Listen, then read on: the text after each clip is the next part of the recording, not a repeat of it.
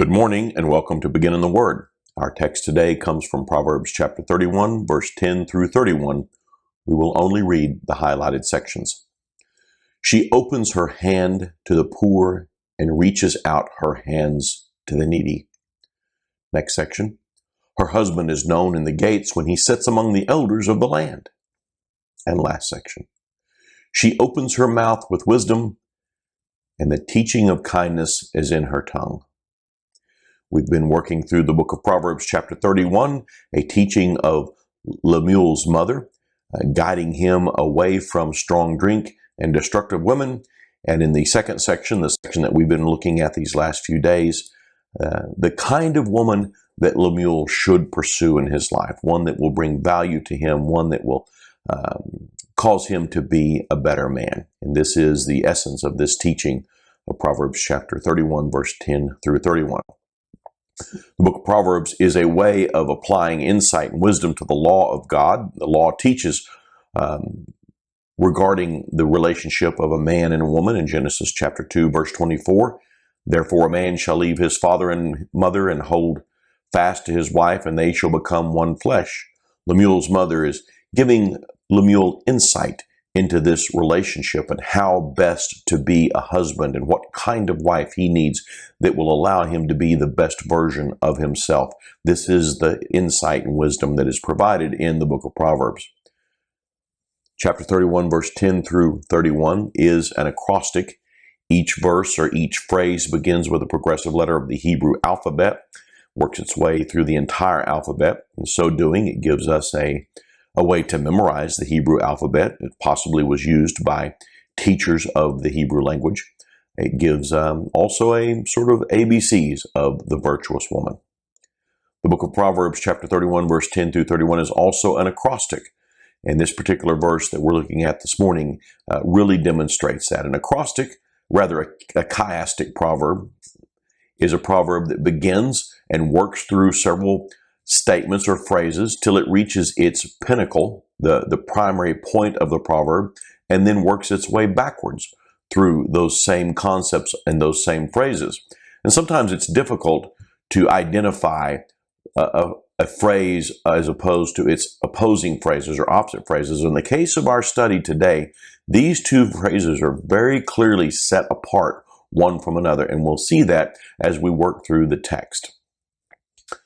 So the two texts, she opens her hand to the poor and reaches out her hands to the needy. And even in the English language, it's fairly easy to see the similarity of the second phrase. She opens her mouth with wisdom, and the teaching of kindness is on her tongue. So it's clear to see here that these two statements, these two phrases are meant to be understood in light of one another. And this and a few of the other phrases are how we know that this is a chiastic proverb, that it's working its way to a point in the middle. The point in the middle, as we have continued to point out each day, is that her husband is known in the gates when he sits among the elders of the land.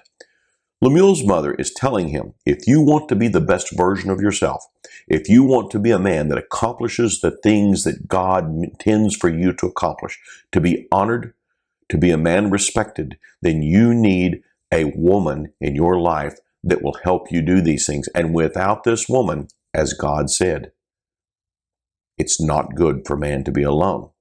Now, the phrases in these two statements, she opens her hand, is set apart from the phrase, she opens her mouth. Her hand is opened to the poor. Her mouth is opened with wisdom. She reaches out her hands is set apart from the idea of the teaching. And her hands reach out to the needy is set apart from the idea of kindness is on her tongue. Probably the best way to think of this is the first statement gives us what she does. The second statement gives us how she does it. And what she does is she opens her hands to the poor. And the first observation has to do with hand. It's really the word palm.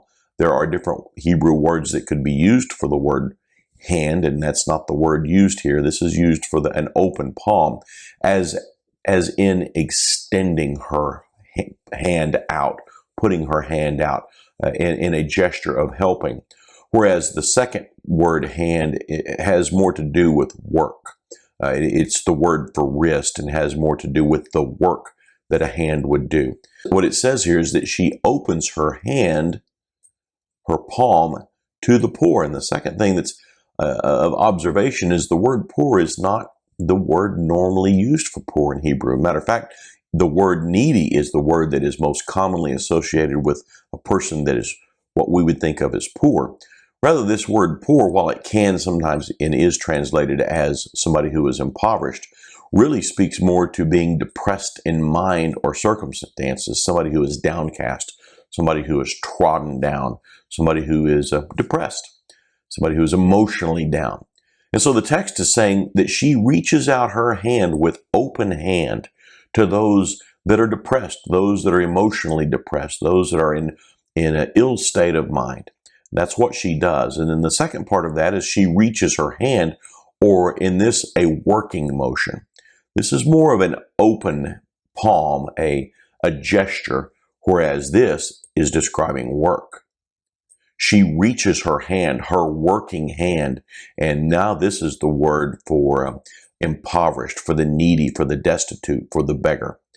So there's two things that this says that she does. One, she makes herself available to the ones that are downtrodden, the ones that are sad, the ones that are depressed, the ones that are in emotional distress. She opens her hand in gesture of support. We might call this empathy. She has empathy towards them.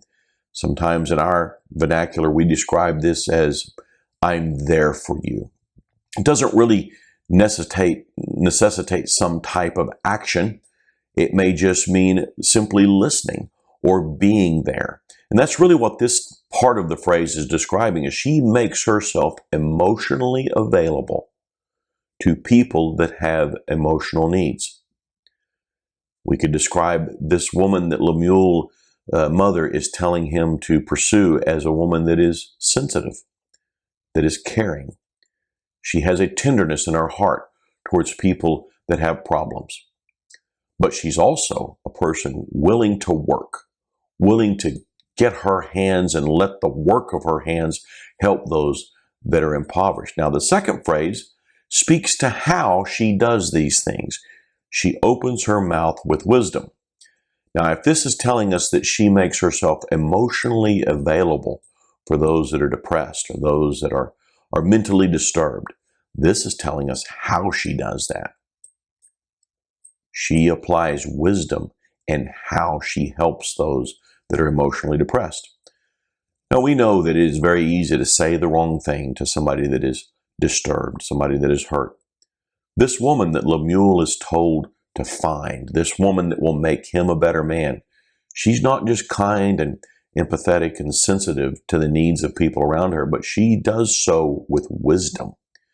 She says the right things. She understands the right things to say. She knows how to, if you will, be there. Regarding how she helps the poor, how she works for the poor, she does so with a tongue of kindness. In other words, there is a heart of kindness in her helping those that are destitute. In the ancient world, not so much here in our Western culture, but in the ancient world, poverty wasn't just somebody who didn't have, some of the things it takes to get along in life. Poverty was grinding difficulty. It was struggling not just to get something to eat today, but struggling to get enough to eat so that you would not be emaciated, would not starve to death.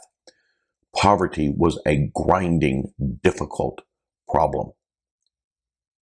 She approaches this with a tongue of kindness. She's not harsh to those that she helps, for those who she gives to, for those that she helps them along the way. She's not harsh.